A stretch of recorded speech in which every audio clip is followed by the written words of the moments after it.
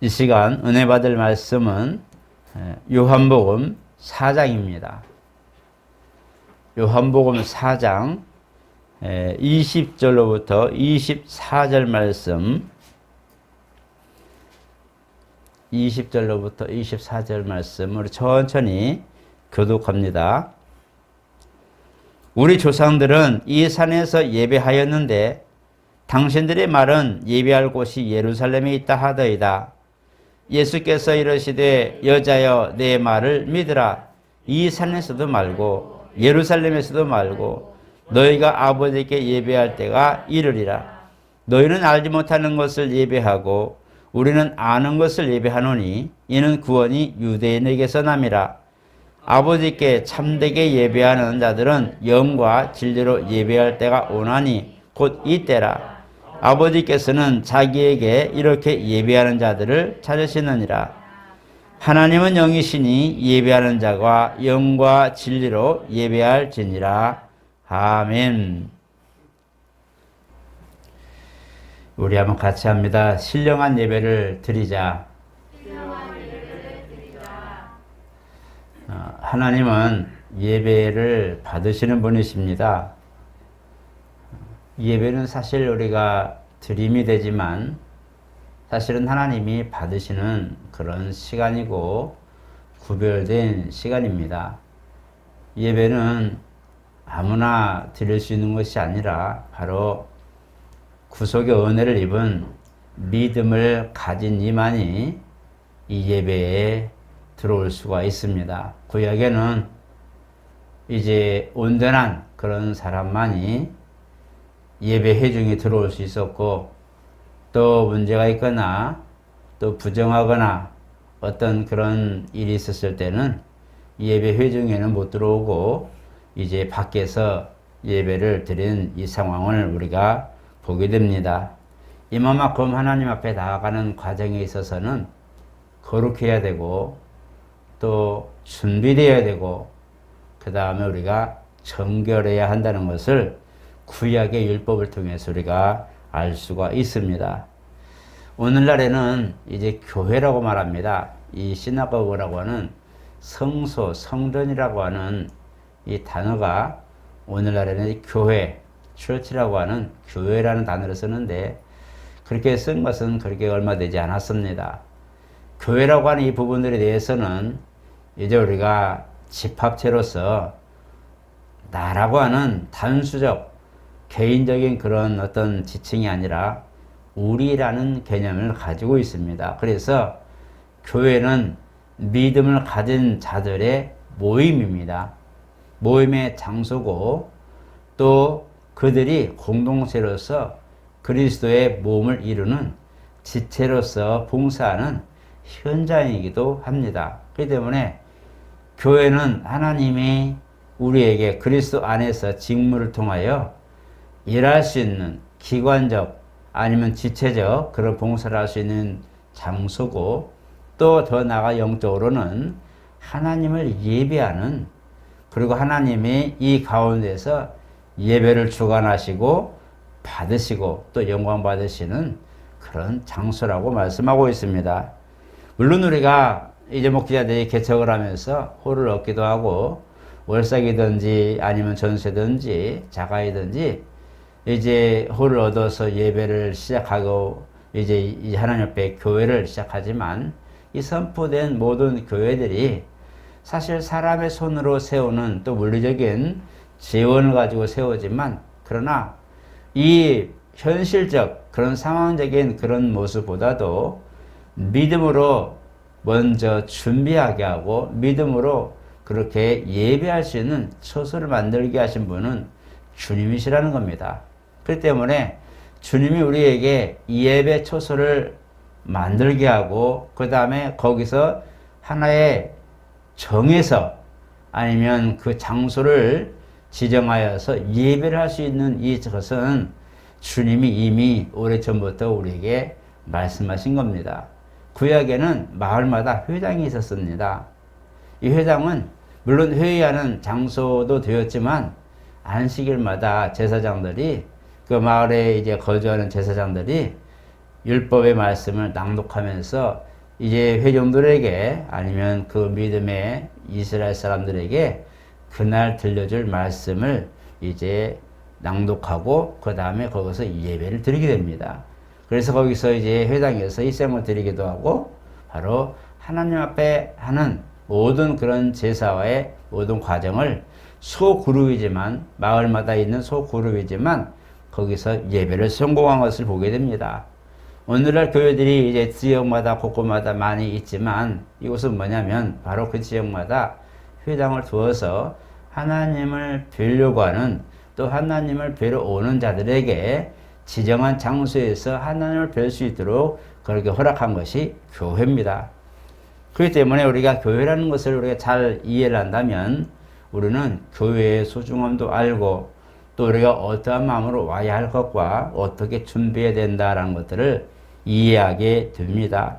그 교회는 이와 같이 하나님께서 그 아버지의 뜻, 그리스도 안에 있는 놀라운 비전을 이루는 그런 장소, 그 다음에 물론 사람의 손으로 짓고 준비한 과정이지만 그 안에는 바로 약속된 그런 만남이 있는 교회라는 거예요. 오늘 사마리아 여인과 대화하는 주님의 모습에서 우리 예배라는 걸 보게 됩니다. 사실 우리가 현실적으로 지금 우물가에 대낮에 사람들이 잘 찾지 않는 낮잠을 잘 시간에 사마리아 여인이 조용히 물을 들어옵니다. 그런데 하필이면 거기 주님이 계십니다. 12제자들도 같이 왔지만 제자들은 음식을 구하러 마을로 내려간 사이에 이 여인과 예수님이 만나게 됩니다. 예배는 주님과의 만남인 거예요. 오늘 대화 속에서 사마리아 여인은 이제 우리 조상들은 그리심산에서 예배했는데 당신들은 예루살렘에 있다 하더라 라고 얘기할 때에 그게 물론 남왕국 유다와 북왕국 이스라엘에 이제 나누어진 사건으로 말미암아 이루어진 사건이지만 여인의 그 마음 속에 있는 믿음은 바로 언젠가는 하나님을 뵐 것이라고 하는 제대로 된 예배를 드릴 것이라고 하는 그런 소망을 가진 그런 여인이었습니다. 그렇기 때문에 주님을 만났을 때에 그렇다고 합니다 라고 말할 때에 여인이여 그렇게 말고 언제든지 이 산에서도 말고 예루살렘에서도 말고 하나님께 진실한 예배를 드릴 때가 오는데 바로 이때라 라고 말씀합니다. 사실은 예배 주인공이 지금 주님이십니다. 이 여인은 우리가 형식적으로 정말 찬양하고 기원하고 대표기도 하고 어떤 이런 형식이 없었지만 주님은 지금 여인과 대화하고 여인과 만나는 그런 장소로서 이 여인에게는 예배의 장소가 되고 오늘 주님을 만나는 귀한 시간이 됐다는 겁니다. 그래서 이 여인은 그 예배를 통하여 주님을 만나는 그 시간을 통하여 자기가 가지고 온 물대로 온 목적도 있지만은 물동이를 버려두고 마을로 쫓아내려갑니다. 그리고 말합니다. 나에게 이런 말한 사람이 너무너무 정말 이분이 내가 생각하기에는 메시아 같은데 한번 가보자 하고 변화된 지금 우물을 들어올 때는 사람들의 낯을 피해서 대낮에 물 들어오는 여인이지만 숨겨진 여인이지만 그러나 예수님을 만나고는 그는 모든 걸 놓고 마을로 쫓아내려가서 내가 만난 이 사람은 메시아 같아 라고 외쳐버리는 이 변화된 모습을 보게 됩니다. 이와 같이 예배는 하나님을 만나고 그리스도 안에 있는 그 은혜를 누리고 그 사람이 변화되고 생각과 사고와 모든 것들이 변화되고 그 다음에 그 안에 든든한 그런 믿음으로 또 소망으로 채워져서 이제 만나는 그런 장소가 바로 예배 장소라는 거예요. 그래서 예배를 소홀히 할 수 없고 예배를 떠나서 우리가 하나님을 배울 수 없고 예배를 우리가 통해서만이 하나님의 놀라운 은혜를 구할 수 있는 또 긍휼을 입을 수 있는 단서가 된다는 것을 성경은 말씀합니다. 물론 영적인 부분으로 미래적으로 주님이 여인에게 하신 말씀 중에 예배하는 자는 이렇게 예배해야 된다라고 말씀하지만 실질적으로 주님을 만난 이 여인은 지금 이 시간이 메시아를 만난 시간이고 그 자신이 확실한 메시아에 대한 변화된 그런 사고와 마음이 있었다는 겁니다. 여인에게는 복이요 예수님에게는 그 여인에게 긍휼을 베푸는 귀한 역사의 시간이 되었다는 거죠.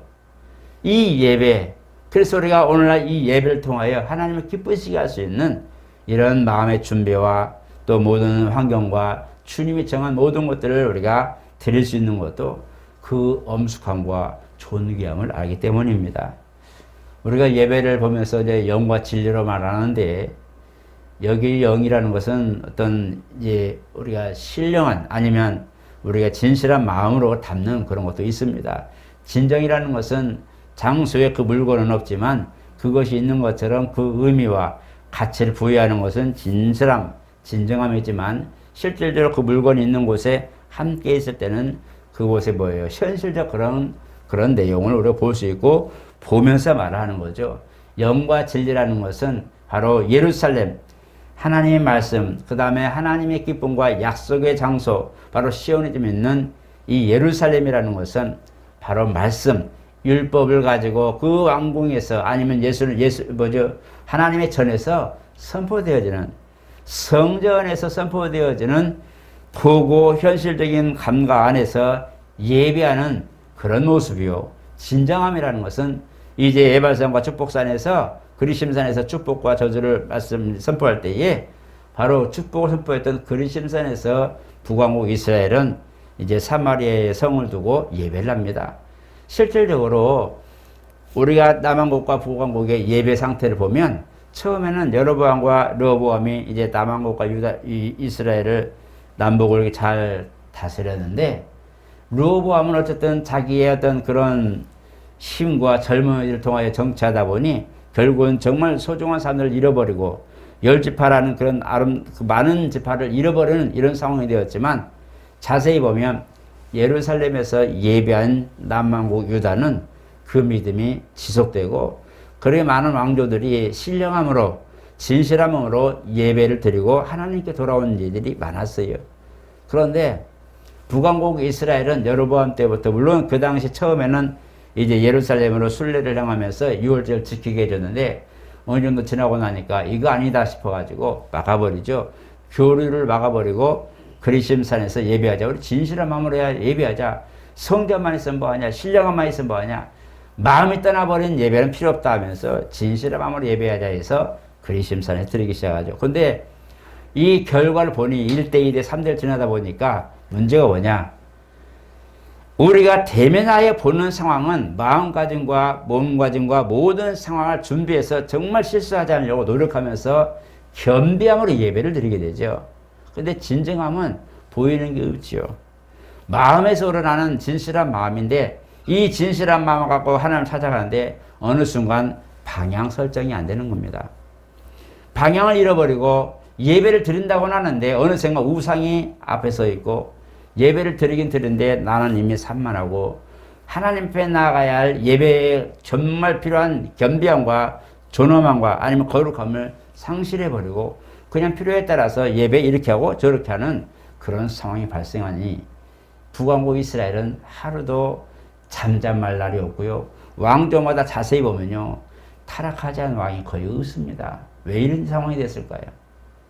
그 중심의 기초돌, 바로 디딤돌이라고 하는 이 중심이 없으니 신앙이 좌로나 우로나 흔들려 버리는데 그 신앙이 흔들리는 그 부분에 대하여 중심을 잡을 수 있는 것이 없다는 거예요. 그래서 우리가 알 것은 교회라는 곳은 바로 이와 같이 영과 진리를 예배하는데 바로 예루살렘에서 예배하는 아무리 그들이 실족하고 부패하고 때로는 우상도 섬기고 했던 과정이지만 또 돌이키면서 할 수 있었던 것은 뭐냐면 정점이 있었다는 겁니다.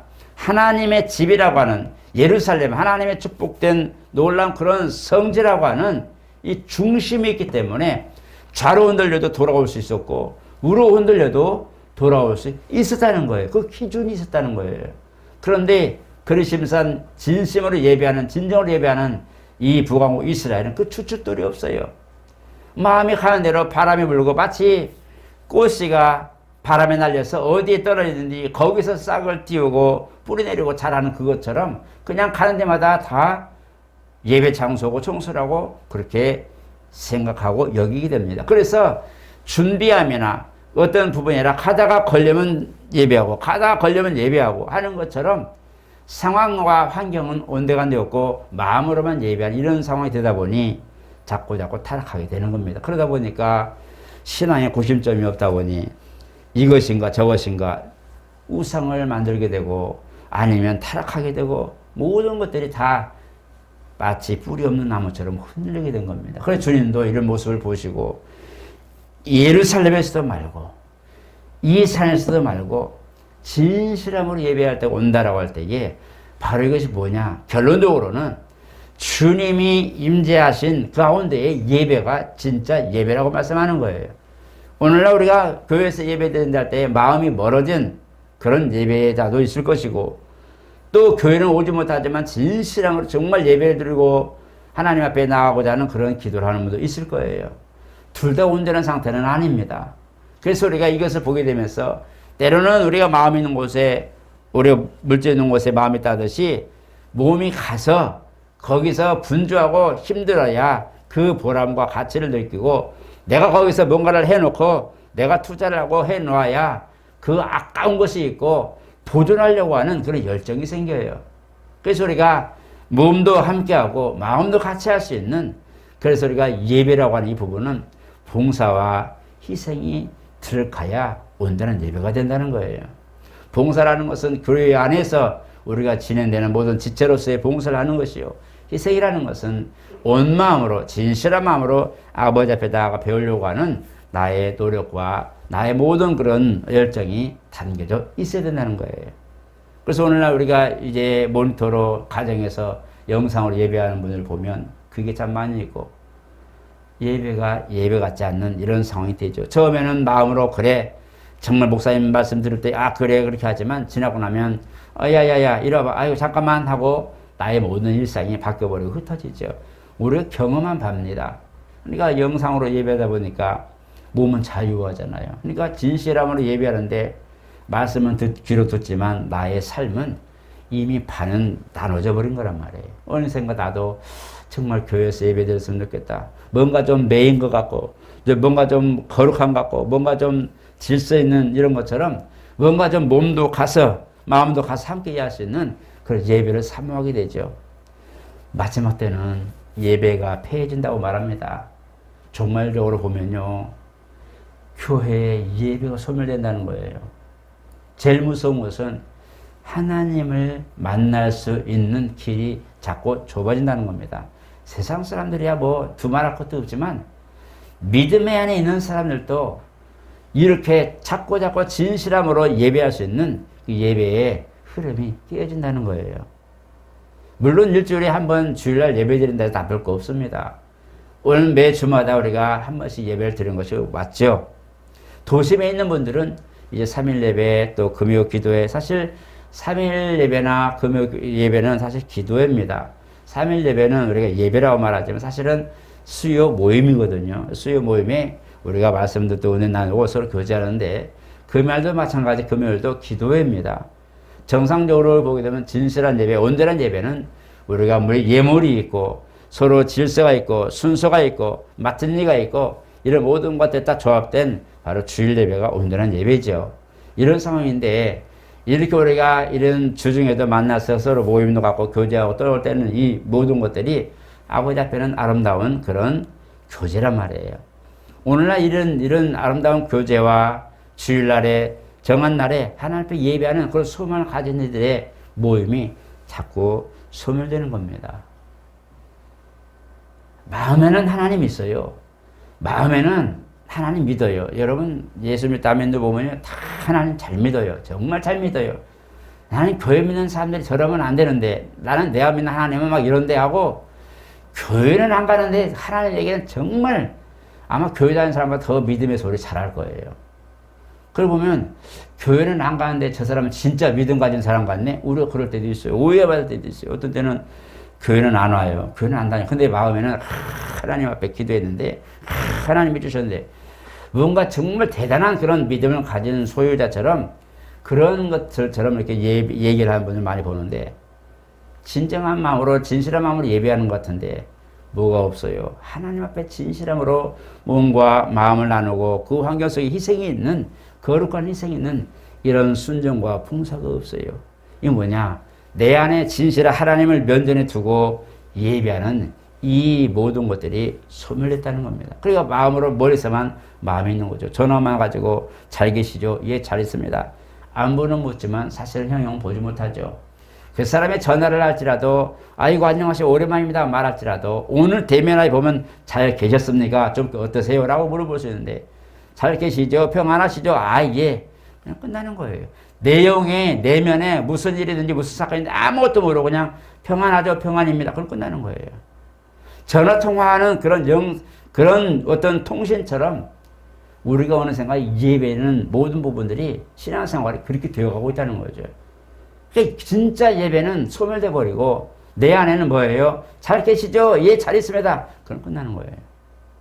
예배가 어느 생각 그렇게 되고 있다는 거예요. 그래서 예배는 우리가 하나님 앞에 몸을 드리고 희생을 하고 시간을 들여서 때로는 우리가 고생도 하면서 진실한 마음으로 내 마음을 거기다가 마음에 있는 그런 모든 것들을 함께 할 때에 온전한 예배가 될 수 있다는 거예요.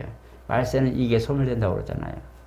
예배가 폐하여지고 교회가 이렇게 이제는 건물들 이런 부분들 사실 건물은 우리가 이제 예배하기 위해서 필요한 부분들이 있지만 마지막 때는 이 건물들이 거의 무용지물이라고 그러죠. 이제는 어쩔 수 없이 정말 모여서 예배하는 이런 상황이 될 것이기 때문에 마지막 때는 정말 이런 어떤 허울적인 이런 것보다도 내 안에 진실한 그런 하나님을 뵙고자 하는 열정이 있는 정금 같은 신앙이 될 것이라는 것을 성경은 말씀하고 있어요. 마지막 때는 환난 때라고 말합니다. 마지막 때는 사탄, 마귀가 더 흥왕하다는 거예요. 흥왕이라는 게 좋은 의미가 아니고 교회를 완전히 쥐어짜듯이 짜버리겠다는 거예요. 그리고 그 속에서 삐져나오는 것은 다 죽여버리겠다는 거예요. 그러니까 순교밖에 할 수 없는 이런 상황이 우리에게 온다는 거예요. 그래서 예배는요, 순교, 희생, 각오하고 예배하는 것이 여러분 믿음에 준비하는 것이 옳습니다. 저는 분명히 얘기합니다.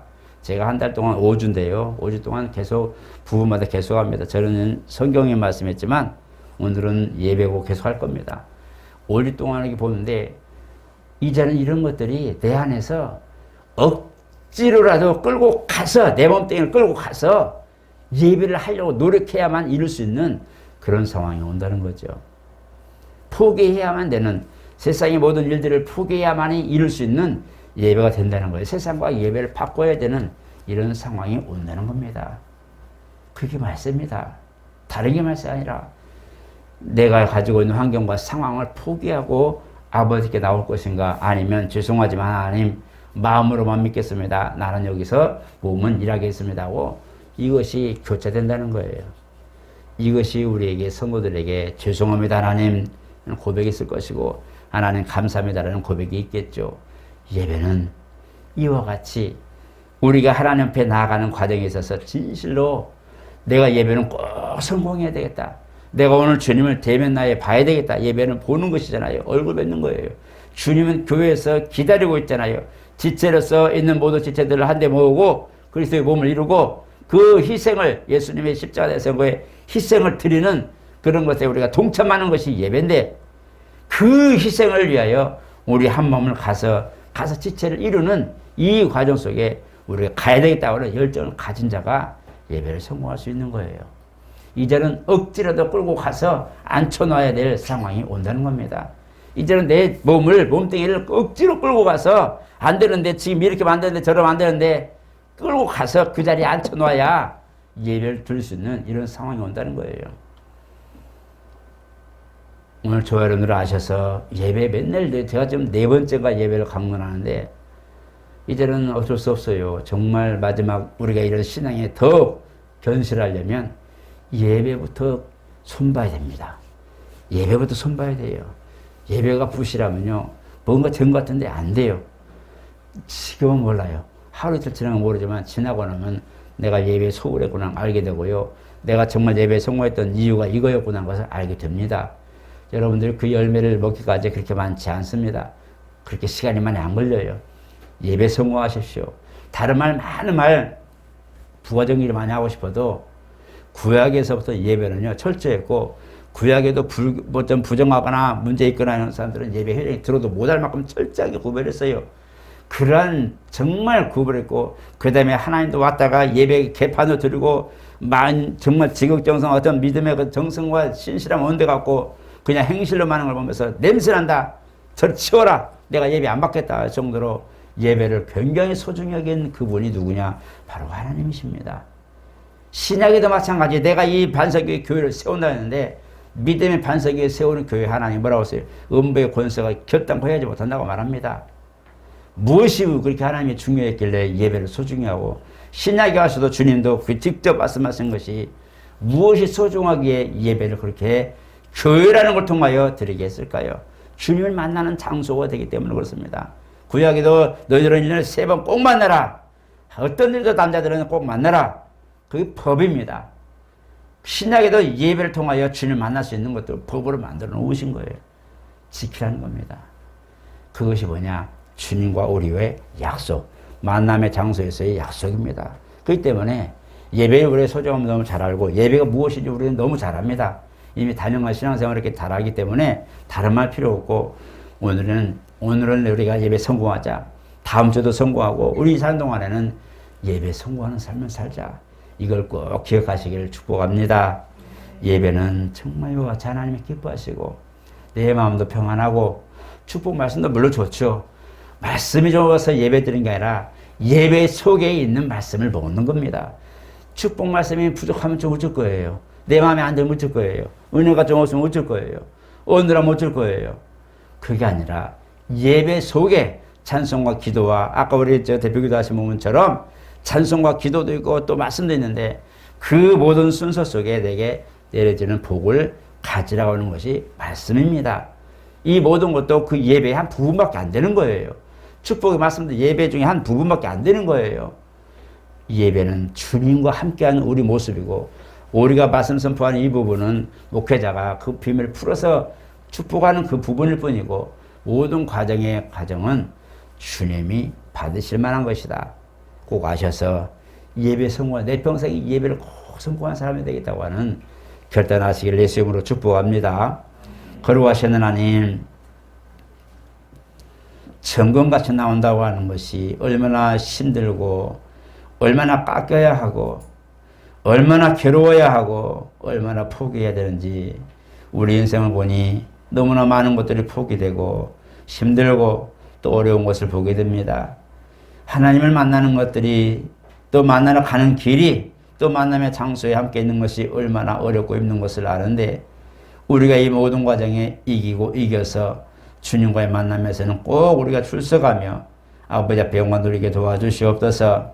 적어도 주님과의 만남에서는 우리가 소홀하지 않게 만들어 주시고, 우리 마음에도 그런 열정 있게 도와주시고, 사모하는 자에게 나타내시듯이 이 시간 우리 모두에게, 예배를 사모하는 이들에게 예배 성공할 수 있도록 지켜주시옵소서. 우리는 마음이 있습니다. 생각도 있습니다. 몸의 불편함도 있습니다. 여러 가지 많은 것들이 우리의 제약이 있지만, 이 모든 걸 뒤로하고 끝까지 예배 성공할 수 있는 열정과 노력이 있게 도와주시고, 주님께서 받으실 만한 예배, 향기로운 예배, 하늘의 진실로 내 건속이라 할 수 있는 인정하실 만한 축복의 예배가 되도록 우리 모두를 복을 더하여 주시옵소서. 예수 이름으로 기도드리옵나이다. 아멘.